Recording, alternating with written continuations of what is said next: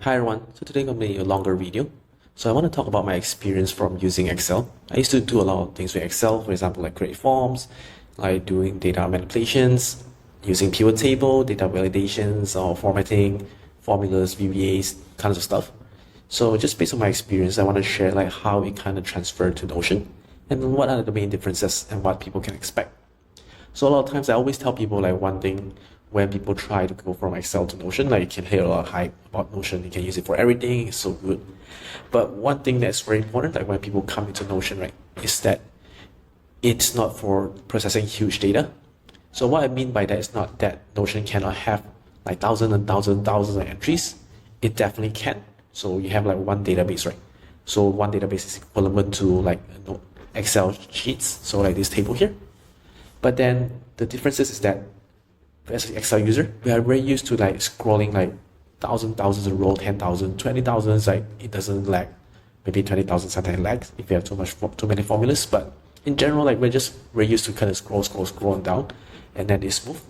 But Notion is very different, and it depends on your laptop as well or your PC. But in general, like once it goes to like 50, 100 rows, it starts to lag. So that's the main differences, because the way we use Notion is actually very different from Excel. I would call something more like a mindful system, where you actually have to kind of figure out what kind of data you want to see. You just kind of like scroll everything. So if you're used to like the way of Excel using, right? So Notion is definitely not, you can't actually just, apple to apple, just kind of copy it and then move it to Notion. So just an example here, right? So I have this like a huge database here. I wouldn't even call it huge, it's like 353, right? For Excel, it's just easy, But if I scroll here, you kind of see that it's kind of lagging. You can see it's loading here. So it's actually very different from Excel, where it doesn't lag. And I can't even like kind of duplicate. So for Excel, it's very common, like we kind of like select all the rows and I kind of do a duplicate. If you click duplicate here, you kind of see that it's actually loading, but then you fail to duplicate. So, it's actually working. No, it's actually not changing. So yeah, sorry, the request was too big. Oops, something went wrong. So this is actually not how people would use Notion. So in general, when how we use Notion, right? For this example here, like you can see we have 3 different addresses: Malaysia, Singapore, Hong Kong. So first thing I would do is always like kind of filter it out. So maybe this is for Malaysia only. Then I kind of type, rename it as Malaysia.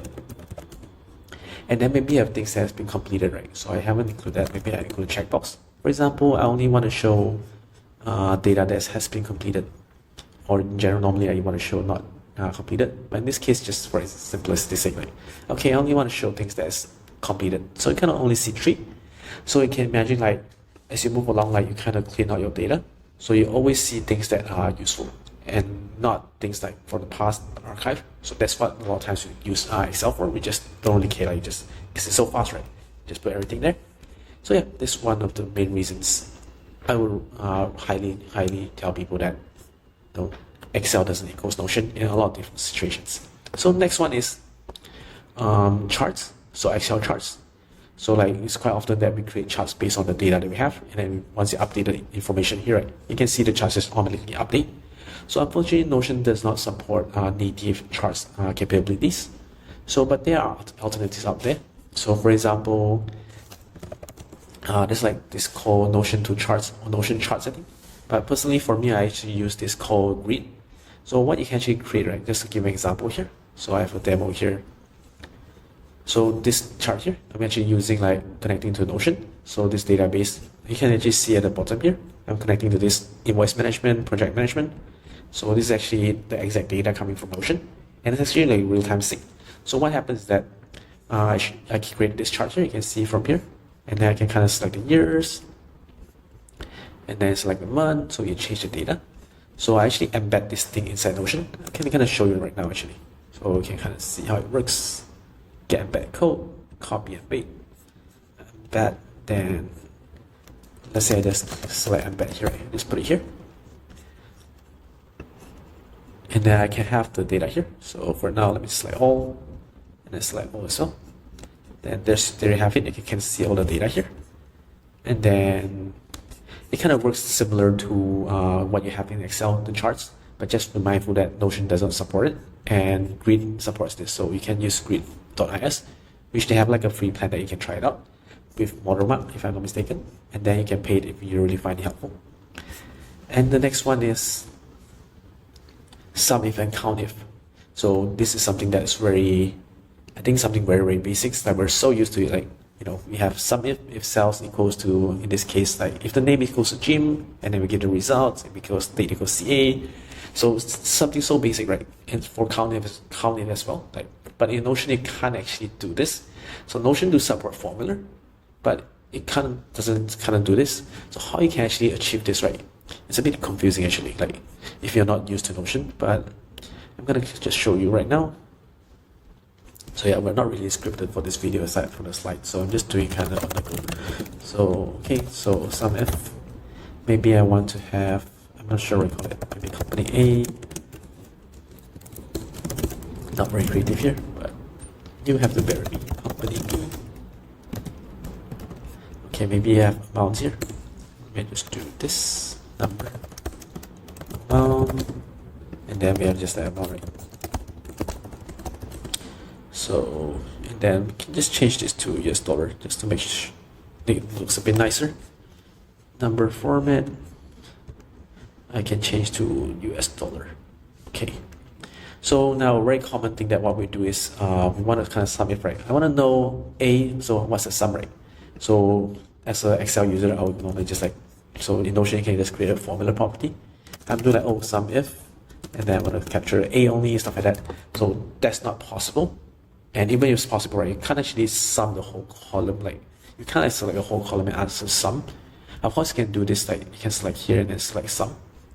So here it kind of works, but it's actually summing the whole column, right? So there are a few ways you can do this, but I'll show you the most common ways. So one is you can just select group. Let me just remove my head here, it's kind of bothering. And then select name. And then in this case, one is select group, right? When you notice that, it actually separates your types or your companies into separate groups, company A and then company B. And you kind of see the sum is being separated. So that's one way you can do it. And then another way is like actually more common ways is you actually have to use two database. So this is very common in terms of like making dashboards, charts, not really charts, we call like one dashboard. So here I just do company A, company B. So if you're new to Notion, it's probably a bit complicated here, but today's more like just like a tell you how you can do it, not so much on learning it, I guess. But yeah, please bear with me, it's a bit more complicated. So here I select this called relation property. So in Notion, it's kind of like you can link two databases together by talking to each other. So in Excel, it's very easy, just click equals and then you kind of link to other database, but it's a bit complicated in Notion. But once you get used to it, then it should be fine. But it took a while for me to get used to it.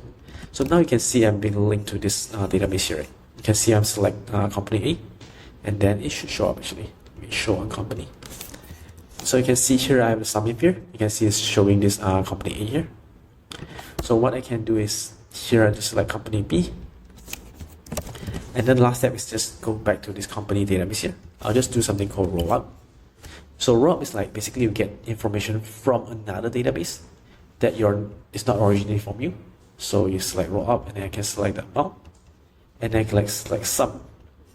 And this is where I get the sum of company A, right? So 4,600, 2,300. So it's kind of like sum if, but you can see it's so many different steps. So similarly, I can do actually like count it as well. So if I don't do this, I just do count all. You can see 3, 2. So this is 3 and then 2. So yeah, this is kind of like equivalent of Countif, but yeah, definitely like it takes so much more steps compared to Excel. And then the next one we have is conditional formatting. So unfortunately, conditional formatting is actually not a thing in Notion. Like you actually can't really have like a formatting thing. Like, so I always like to use like detect duplicates, detects I don't know what's the highest. You can do different type of formulas. But unfortunately, this is not really a thing. So normally how we kind of do this, like we have to create a separate property, kind of check like, oh, something's overdue. But duplicate is definitely not. You can't really do that. So sometimes I even like, if I have a large data set, right, I just kind of copy it from Notion and then put it in Excel. Just kind of do the duplication to remove it. But basically, yeah, it doesn't exist. And then VLOOKUP. So like it's quite often like want to do VLOOKUP, like so like in Notion, like in Excel, we kind of find like, oh, kiwi, what's the price of kiwi? So in Excel, in Notion as well, you can't really do this. So yeah, I think that's about it though. And then for formula, so there are formulas in Notion compared to Excel, which is actually much lesser. But there are quite a few similarities in terms of what, once you get used to it, you kind of know. For example, let me just show you an example here. So formula, so you first create it by using the formula property. So there are actually Notion is quite good at kind of documenting all of them for you. So at first it's like properties. So basically kind of like the cell in Excel. So in this case, select A, right? So it's just showing property A. So it's column A. So basically just shows all of them. So in Excel, it's probably like you select cell A1, A2, A3, but Notion doesn't kind of work like that. It selects based on the property itself. And then we just remove this, kind of see what else we have. So we have like constants, E, pi, true, false. I don't normally use this one, but yeah. We have then the standard if. So we can do something like if A equals to A, not equals to 1, then true, else equals false. I think one more A. Why doesn't it work though? Maybe I should do A like this. Okay, so if A equals to 1, equals true, else false. So A doesn't equals to 1, so it's false. But if we put like maybe A equals to A equals true. So in Notion itself, like anytime you type a string, right, you need to have this double quotation here. So if it's just number like maybe 2 equals to 2, then you can see it doesn't need it. You can even do like more than 2, less than 2. So these are all possible in Notion. And then you have like add, subtract, multiply, divide, and or like equals.